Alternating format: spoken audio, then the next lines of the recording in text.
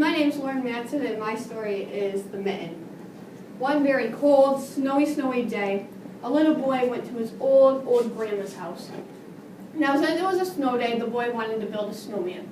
So he pulled on his snow pants, his coat, his scarf, his hood, and his boots. But he didn't have any mittens. Now, his grandma likes to knit, so she made him a bright green pair of mittens. As she handed him the mittens, she looked at him and told him in her old croaky voice, "Timothy, do not lose your mittens." Now, the boy is known for losing things, so yeah, he kind of dissed it off.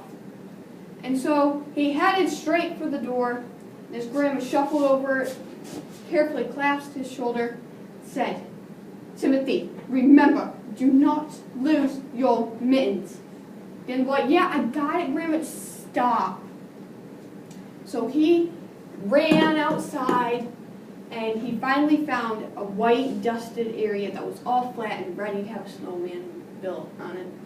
He rolled and he rolled the bottom. He rolled and he rolled the center. He rolled and he rolled the head. But then he wanted to put ice on it. So he took off his right mitten and placed it on the ground. Now when he was putting the ice in, he kind of kicked some snow on it, kicked some more snow on it, the nose and the mouth, till the mitten was almost completely covered. And then, right now it's about lunchtime, so his grandma calls him, "Timothy, it's time for lunch!" And he goes running back to his grandma's house, and while he's headed back, a little rabbit comes hopping along. Rabbit finds the mitten and is very cold, so he climbs in and settles into a sleep. Now, when he wakes up, he sees a sassy fox come prowling along, and Fox goes, "Yo, Rabbit, mind if I join you?" And of course, Rabbit's such a tender-hearted rabbit, so he's like, "Yeah, come on in."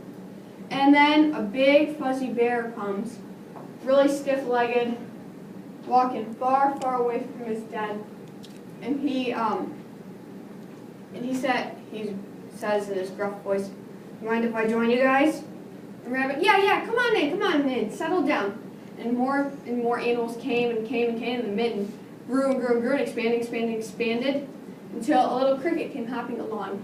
In his high-pitched, squeaky voice, he said to Rabbit, "Mind if I join you guys?" And of course, Rabbit said, "Yeah, come on in. We have room for one more." When the rabbit settled in, the seam on the mitten went, and it blew up all over the white, dusted ground, all over the snowman, all over the place. Now at this point, the boy is back at his grandma's house. Grandma immediately looks down at his bare right hand. "Timothy, where are your mittens?" He looks down, and he doesn't realize where they were. He just kind of looks like this, and it's just, "Grandma, I don't know. Grandma, I took it off. I think I picked it back up. I don't know." So he came, and he tried to apologize to her. "I'm so sorry, Grandma, I'm so sorry." And she said out in her stern voice, saying, "Get back and find those mittens." So the boy ran, tears streaming down his face.